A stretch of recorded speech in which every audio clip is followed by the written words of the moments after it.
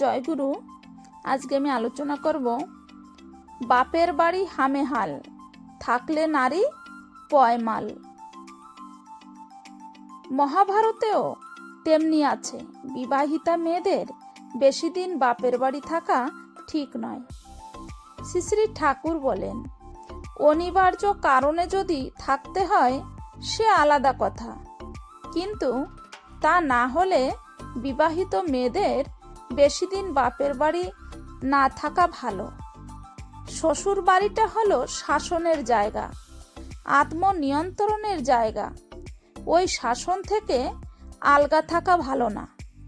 তাছাড়া মেয়েদের একটা মস্ত কাজ হলো স্বামীর সংসারের সকলকে সন্তুষ্ট করে চলা।